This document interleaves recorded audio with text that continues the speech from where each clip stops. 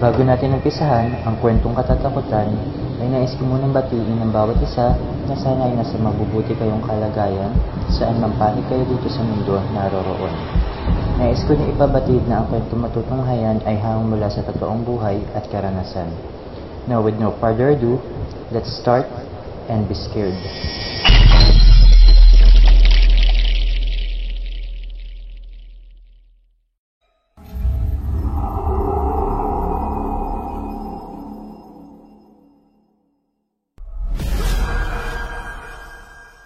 Magandang umaga, tanghali o gabi po sa lahat ng mga kapwa ko listeners dito sa Pinoy Creepy Tales at sa mga bumubuo nitong channel na ito.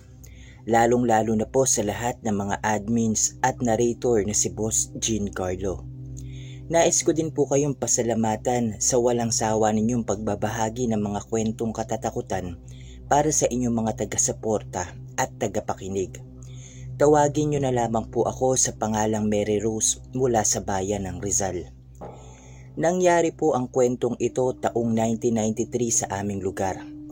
Ako noon ay kasalukuyang first year high school pa lamang.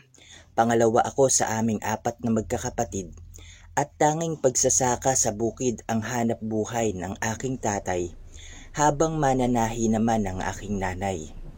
Kapag walang pasok sa eskwela ay madalas kaming sumasama sa bukid na magkakapatid.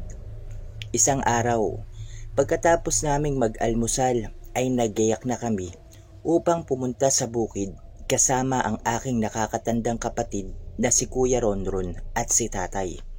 Habang ang dalawa pang sumunod sa akin ay maiiwan sa bahay kasama si Nanay. Habang naglalakad ay may napansin akong isang bago na itinatayong bahay pa lamang na nasa may kabilang ibayo ng bukidin na sinasaka ni Tatay. Hindi ko na lamang muna pinansin o binigyang atensyon ito dahil nakadating na kami sa kubo kung saan kami namamalagi kapag nasa bukid si Tatay at Kuya na paminsan-minsan ay tumutulong kapag sobrang naiinip na. Ako naman ay nagmamasid lang at kapag malapit na ang tanghalian ay ako ang naghahanda ng kanilang kakainin. Habang nakaupo sa loob ng kubo at nakatanaw sa labas, ay napadako muli ang paningin ko sa ginagawang bahay. May mga lalaki na gumagawa at isang may edad na lalaki ang nagmamando sa mga manggagawa. Meron din akong nakita na isang babae na may edad na din, ang abala naman sa paglilinis o pagwawali sa paligid ng itinatayong bahay. Pero ang napagtuunan ko ng pansin ay ang babaeng halos kaedad ko lamang yata. Manaka-naka itong tumutulong sa babaeng nagwawalis at paminsan-minsan ay inililibot din ang paningin sa kabuuan ng bukirin. Maputi ito, mahaba at itim na itim ang buhok, pero hindi ko maaninag ng husto ang mukha dahil nasa kabilang dako ito ng kubo na kinauupuan ko nung mga sandaling iyon. Pagsapit ng 12:00 ay agad na din akong naghanda ng mga plato at pagkain na ipinabaon sa amin ni Nanay at pagkatapos ay tinawag ko na si Tatay at ang kuya ko. Pagkatapos maglinis ng kamay at magdasal ay agad na kaming kumaing 3 ng tahimik. Tuloy lang sa pagnguya ng mga kinakain namin nang bigla kaming magkatingin ng 3 dahil may nagsalitang lalaki na nagtatao po sa labas ng aming kubo. Agad naman tumayo si Tatay at lumabas. Ako po ay likas na usisera kaya naman nakisilip ako sa bintana ng aming kubo at nakita na yung lalaking may edad na nagmamando sa mga manggagawa ang nasa tapat kasama ang babae na sa palagay ko ay asawa nito. Nagdala lang kami ng pagkain. Nakangiting tugon ng lalaki na nagpakilalang si Mang Nestor. Nako, salamat at dagabala pa kayo. Gusto nyo bang makisabay sa amin ng tanghalian? Alok naman ni Tatay. Ay, hindi na. Nagabot lang kami ng pagkain at naiwan kasi ang mga gumagawa sa bahay namin. Pagtanggi naman nung babae na kalaunan ay nagpakilalang si Aling Tessa na asawa ni Mang Nestor. Ganun ba? O sige, salamat nga pala. Sambit ni Tatay at agad din naman nagpaalam ang dalawa at naglakad na pabalik sa kabilang dako ng bukid. Pagbalik ni tatay sa loob ng kubo ay umupo na din ulit ako, habang si kuya naman ay tuloy pa din sa pagkain. Pagkalagay ni tatay ng pagkain sa lamesang gawa sa kawayan ay medyo natakam pa ako dahil ito ay dinuguan. Pero dahil sa nakakain na ako ay hindi ko na nakuhang tumikim pa nito at halos mapanganga na lamang ang aking bibig dahil naubos ni tatay mag-isa ang ibinigay na pagkain sa amin. Sobrang sarap daw kasi nito at hindi maalat o malansa, katulad ng iba niyang natitikman na kung miminsan ay malalasahan mo pa din ang lansa o di kaya naman ay may hindi kaaya-ayang lasa na parang hindi naluto ng maigi. Pagkatapos naming kumain ay nagpahinga lang kami saglit at agad din namang bumalik sina tatay at kuya sa bukid para magsaka. Ako naman ay nagligpit ng aming mga pinagkainan at nagwalis-walis sa labas saglit. Dahil sa katirikan ng araw ng mga oras na yun, ay pumasok na kaagad ako sa kubo at nagpahinga. Nang mainip ay umidlip muna ako saglit at napadilat na lang ako ng mga mata nang tinatapik na ako nila tatay at kuya para umuwi. Pagtingin ko sa paligid ay halos papalubog na ang araw at medyo lumalamig na din ang simoy ng hangin. Agad na akong tumayo at dinala ang mga gamit namin. Pagka-uwi sa bahay ay sinalubong kami ng dalawa kong kapatid at si nanay naman ay nakadungaw sa garahe ng aming bahay. Pagkapasok namin sa loob ng bahay ay tumungo kaagad ako sa kusina para tumulong kay nanay sa paghahanda sa aming hapunan. Nakapagsaing na ako at nakapaglatag na ng mga pinggan, baso, kutsara at tinidor nang magbukas-bukas ako ng mga kaldero dahil bigla kong naisip na hindi nagayat ng mga gulay o nagluto man lamang si nanay. Nang wala akong makitang laman sa mga kaldero at kawali, ay tsaka ko lamang napansin na may nakatakip na mga plato sa aming lamesa. Pagsipat ko dito ay yung inulam namin kanina nila tatay at kuya sa bukid at may isa pang ulam na inihaw na isda. Naisip ko na baka kanina pa nakapag-ihaw si nanay para wala na siyang gagawin. Pagkatapos kong maghain ay tinawag ko na sila upang makakain na kami ng hapunan. Agad din namang nagsipuntahan ang aking mga kapatid, pati na din sina tatay at nanay at naghugas ng mga kamay. Pagkaupo sa lamesa ay nagdasal at nagpasalamat muna kami sa grasya at biyayang nasa hapagkainan namin ng oras na yun. Pagkatapos ay agad na din kaming kumain. Masaya kaming kumakain habang may halo pang kwentuhan at tawanan kung ano ang mga nangyari sa amin ngayong araw. Kumbaga, banding namin at sa ganung paraan lang ay sobrang masaya na kaming buong pamilya. Siya nga pala, may nagbigay ng ulam kanina sa kubo kanina. Yung mag-asawa na nakabili ng lupa sa kabilang parte ng sakahan. Sambit ni tatay. Kaso, naubos ko na kasi sobrang sarap eh. Dugtong pa ni tatay na natatawa. Naku, ikaw talagang lalaki ka. Siya nga pala, yang ihaw, bigay yan sa atin ng kumpare mong si Orlan. Sagot naman ni nanay sa kanya. May sobra daw kasi sa mga naibenta niya kanina kaya inihaw na lang niya at yang isa nga ay ibinigay dito sa atin. Dugtong pa ulit ni nanay. Yung inihaw na isda ay tilapia lamang at medyo may kalakihan pero si tatay na din ang tumira dito dahil mabibitin lang kaming lahat kapag naghati-hati pa kami. Total naman ay madami pa namang ulam na natira at sobra-sobra pa nga iyon para sa amin kung tutuusin. Matapos namin kumain at magligpit, ay agad na din kaming mga nagtungo sa aming kwarto upang magsitulog. Dahil sa linggo, ay kasama ulit kami ni tatay bukas kaya kaming dalawa ni kuya ay maagang natulog. Pasado 8:00 pa lamang ay nakatulog na kaming lahat at nagising maagang maaga din kinabukasan ng linggo. Makalipas ang ilang araw, ay halos ilang araw ay patuloy pa din sa pagsasaka si tatay sa bukid. Hindi naman kalakihan iyong lupa kaya kinakaya niya kapag may pasok kami sa eskwelahan. Kwento niya na kilala na daw niya ang pamilya na bagong lipat at halos araw-araw daw ay dinadalhan siya ng mga ulam o pagkain. Nakilala at naging matalik na kaibigan ko na din ang anak nila na si Maylin na kaedadan ko lamang. Transferi pero magkaiba kami ng section dahil sa nahul siya ng pasok sa amin. Pero nagbago ang lahat isang gabi nang may mangyaring masama kay tatay na ikinabahala naming buong pamilya. Pagka-uwi ko isang hapon galing eskwelahan, ay dumadaing ng sakit ng tiyan si tatay at namamawis ng sobrang lamig ang kanyang buong katawan.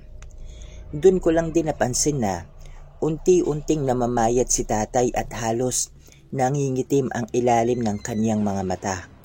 Sabi ni nanay ay panay daw ang pagsusuka nito at kapag kumakain ay palagi nitong isinusuka ang lahat.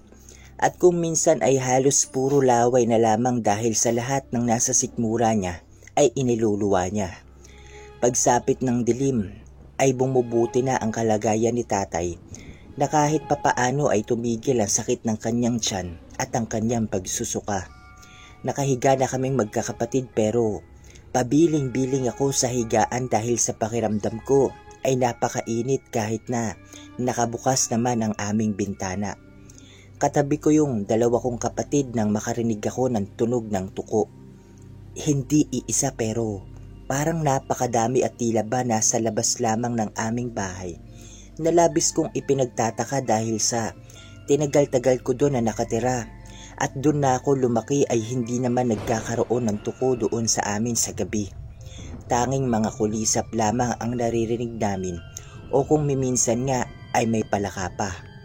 Binaliwala ko na lamang at paggising ko kinabukasan ay nakita ko si nanay na nasa lamesa at malungkot na nakaupo.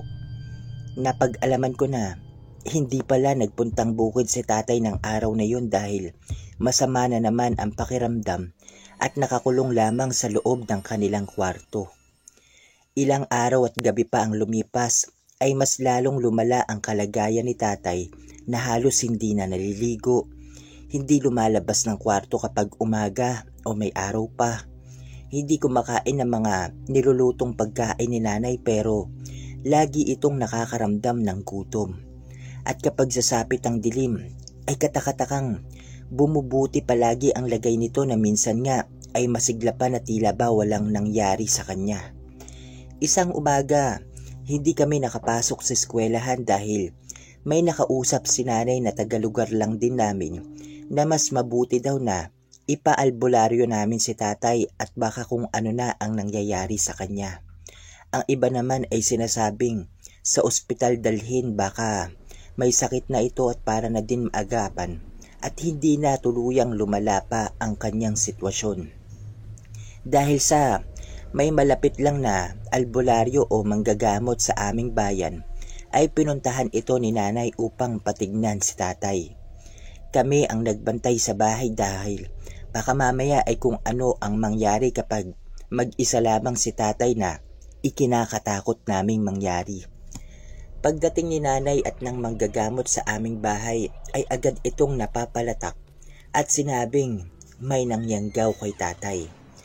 Ang yanggaw po ay isang uri ng panghahawa ng mga aswang sa ating mga tao.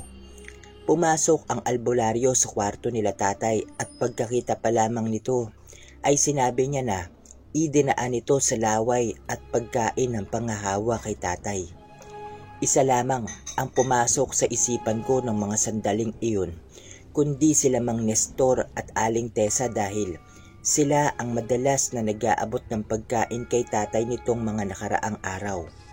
May namuuding galit sa utak ko para sa matalik kong kaibigan na si Maylin dahil hindi ko lubos sa kalain na ganun ang gagawin nila sa aking tatay. Hindi naging madali ang gamutan kay tatay at inabot ito ng halos mahigit 1 linggo bago nagamot at tatanggal ang sisiw sa kanyang tiyan na nagsisimula ng mabuhay at lumaki. Kitang-kita naming pamilya ang isinuka ni tatay na napakalapot na laway at halos nababalutan nito ang sisiw na kulay itim. Pagkasuka ni tatay dito ay agad itong kinulong ng albularyo sa isang lagayan dahil maaari daw itong lumipat sa ibang katawan. Dinasalan ng lengguwaheng hindi ko o hindi namin maintindihan at pagkatingin ay wala ng buhay ang sisiw na kulay itim. Inaway ko din si Maylin at pinagbintangan sa ginawa nila sa aking tatay na ikinabigla at ikinaiyak nito. Sinabi ko sa kanya na simula nung araw na yon ay hindi na kami magkaibigan at ipagsasabi ko sa lugar namin na aswang ang pamilya nila. Matapos may suka ni tatay ang sisiw, ay bumalik pa din ang albularyo sa aming bahay para dasalan o orasyonan si tatay. Madami din siyang ibinili ng mga hindi pwedeng gawin ni tatay hanggat hindi pa ito lubusang nakakabawi sa nangyari sa kanya. Katulad ng bawal kumain ng hilaw na karne, bawal lumabas ng gabi, at kailangan nasa loob na ng bahay pagpapalubog na ang araw. Kailangang maligo ng merong mga dahon na ibinigay ng albularyo at iba't ibang kulay ng mga bato, pati na din na may kahalong asin at kalamansi ang kanyang ipampapaligo. Pero bago umalis ang albularyo, ay may sinabi ito na nagpayanig sa buong katawan ko. Malapit ang taong nangyanggaw kay tatay at halos katabi lang ng aming bahay. Kapag may nagpunta o bumisita daw kay tatay, ay wag na wag itong papapasukin sa loob ng bahay at ipakita ang patay na sisiw para malaman nito na alam namin na siya ang aswang na nanghawa kay tatay at hindi na ito magpapakita pang muli sa pamilya namin. Isang umaga ay may kumakatok sa aming pintuan habang kami ay mga nag-aalmusal. Yung usapan naming pamilya ay natigil dahil sa pagkatok na iyon. Si nanay ang tumayo at dinala ang lalagyan kung saan nakalagay ang patay na sisiw na pinausukan pa ng albularyo. Pagkabukas ng aming pinto ay halos panawan ako ng ulirat dahil sa bumungad sa aming lahat. Hindi ito sinamang Nestor, Aling Tessa at Maylin na pinagbintangan ko kundi ang kumpare ni tatay na si Tio Orlan ang nasa aming pintuan. Hinahanap nito si tatay at gusto daw kamustahin. Pero hindi sumagot si nanay at ang tanging naging tugon lamang niya ay binuksan ang lalagyan at ipinakita ang patay na kulay itim at walang buhay na sisiw. Pagkakita ni Manong Orlan ay para itong nataranta at namutla ang kanyang buong pagmumukha na agad ding nagpaalam sa amin na sinabing pasensya na daw sa abala. Gumaling ang aking tatay at nakabawi sa mga nangyari sa kanya at humingi kami ng paumanhin sa pambibintang na ginawa ko kay Maylin at sa kanyang buong pamilya. Laking pasasalamat ko kasi pinatawad ako nito at natawa pa nga sa akin na sa ginanda-ganda daw niyang iyon ay mapagkakamalan pa pala siyang isang aswang. Hanggang ngayon ay matalik pa din po kaming magkaibigan at kasama ko po siya habang binubuo ang kwento at karanasan naming ito. Friend, sorry sa pambibintang ko dati. Nadala lang ako ng labis na emosyon. Sorry ulit hane. Maraming salamat po sa lahat ng bumubuo nitong Pinoy Creepy Tales at sa paglalathala nitong aking kwento. Sana po mas madami pa kayong mapasaya ng mga tagapakinig dito at hanggang dito na lamang po. Muli, ako po si Mary Rose mula sa bayan ng Rizal. At magpalain po sana tayong lahat ng may likha. Maraming salamat sa mga nakikinig at makikinig pa lamang.